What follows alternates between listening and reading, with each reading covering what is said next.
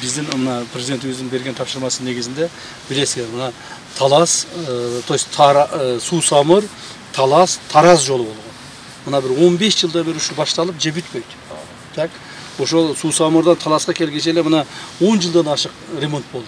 Туурабы? Жылда азаздан жасап коёт, жасаган жери кайра бузулуп кетет. Ушинтип отуруп Таласка зорго жеттик. Эми Таластан Таразга чейин жеткизишибиз керек. Так, ошону президент тапшырманы койду. Мына 2 жылда биз азыр Талас, Тараз жолун бүтүрүшүбүз керек. 25-26 2 жылда ушу жол сонун болуп бүтүш керек.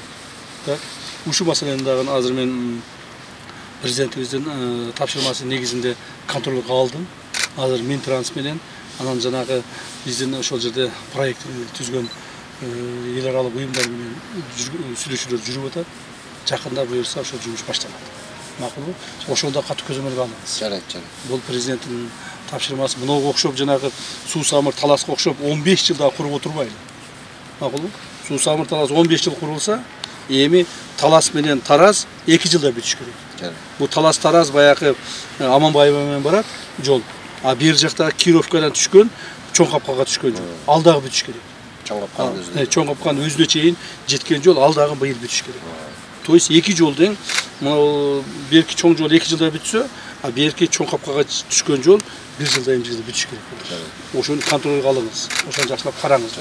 Макулбу? Эми Таласка көбүрөөк көңүлдү бурушубуз керек болуп атат. Мына өзүңүз бул жерде мэр болуп иштедиңиз, президент ишенип жөнөттү бул жака. Жашсыз, жаш иштейбиз. Ден соолук бар, Кудай кырса, акыл эс бар, иштеш керек, чуркаш керек. Күнү түнү тынбагыла. Ана мен чиновникмин деп барып алып, машинада чалкалап бир жерде отура турган болсоң, ишиң жүрбөйт андачы. 1 жыл, 2 жыл иштейсиң, результатың жок болот, айдаласың, ошо жүрөсүң. Бул жерде жакшылап результат көрсөтүп иштеш керек. Макулбу? Президентибиздин тапшырмаларын так аткарыш керек. Ошон үчүн давайте ийгилик каалайм, жакшылап иштеп.